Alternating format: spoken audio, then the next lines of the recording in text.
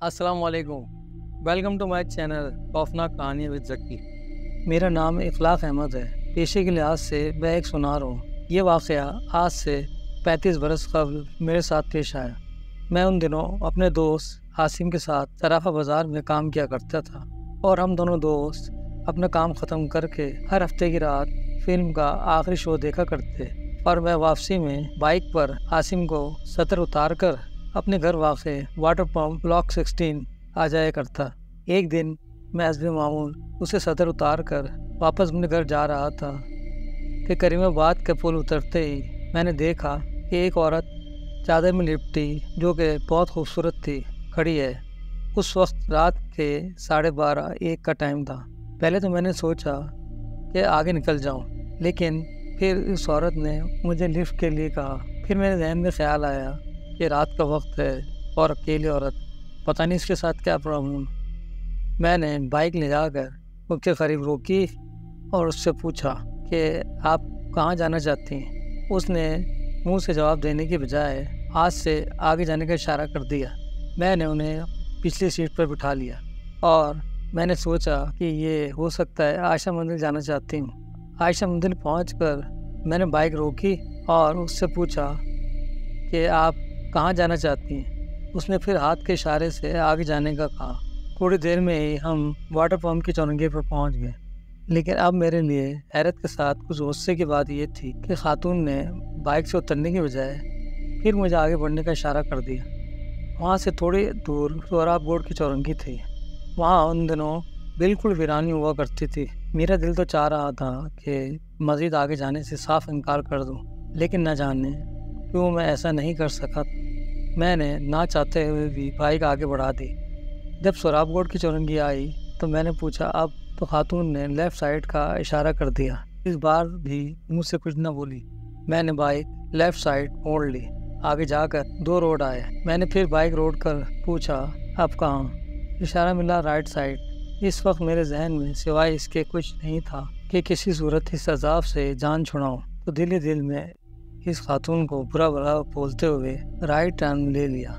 دور دور تک آگے دائیں بائیں میدان تھے۔ اس سے پہلے کہ میں کوئی سوال کرتا، بہت دھیمے لہجے میں خاتون نے مجھ سے کہا بس یہیں اتار دیں، اور پھر خاتون نے بائک سے اترتے ہی ناک کی سیدھ میں چلنا شروع کر دی اور میں واپس اپنے گھر کی طرف چل پڑا۔ راستے میں اس خاتون کے بارے میں میرے ذہن میں بے شمار سوالات نے جنم لیا، لیکن میں نے انہیں اپنے ذہن سے جھٹک دیا۔ اس بات کا ذکر میں نے اپنے دوست عاصم کے علاوہ کسی سے بھی نہیں کیا۔ دن پلک جھپکتے ہی گزر رہے تھے۔ ہمارا فلم دیکھنے والا دن ہفتہ آ گیا۔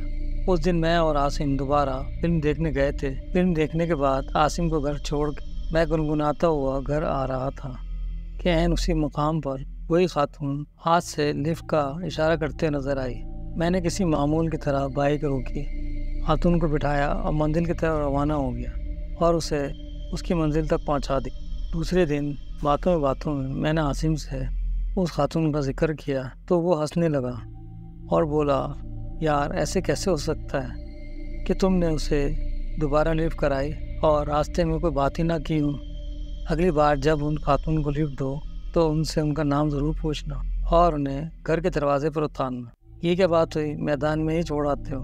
میں نے عاصم کے سامنے تو ساری بات مذاق میں ٹال دی تھی، دل میں میں نے سوچا کہ اب کی بار وہ خاتون مجھے ملی تو میں اس سے اس کا حال چال ضرور پوچھوں گا۔ اگلے ہفتے پھر اسی وقت اسی مقام پر وہی خاتون مجھ سے لفٹ لینے کے لیے موجود تھی۔ میں نے ہمیشہ کی طرح اپنی بائک ان کے قریب لے آ کر روک دی اور وہ خاتون خاموشی سے میرے ساتھ بیٹھ گئی، اور بہت کوشش کے بعد بھی میں خاتون سے اس کا حال احوال نہیں پوچھ سکا۔ ایسے لگتا تھا کہ الفاظ میرے حلق میں اٹک گئے ہوں۔ البتہ میں سارے راستے یہ ضرور سوچتا رہا کہ آخر یہ خاتون کون ہے اور یہ ہر ہفتے کی رات کو یہاں کیوں ہوتی ہے اور لفٹ کے لیے صرف میرا ہی انتخاب کرتی ہے۔ میں یہ سوچ ہی رہا تھا کہ اتنے میں اس خاتون کی منزل آ گئی۔ ہر طرف اندھیرا اور ویرانی، دور دور تک کوئی بندہ نہ بندے کی ذات، اور نہ کوئی گھر اور نہ کوئی راستہ تھا۔ حد نظر میدان میں تھا، اور ان خاتون نے بائک سے اترنے کے بعد اچانک ہی میرا ہاتھ اور زور سے پکڑ لی اور جھٹکے سے مجھے نیچے کھینچنا چاہا۔ میں نے ڈر کے مارے ایک دم اپنا ہاتھ چھڑایا۔ مجھ پر اچانک ایک دہشت سی طاری ہو گئی اور میں نے اسی دہشت کے عالم میں بائک واپسی کے لیے موڑ لی۔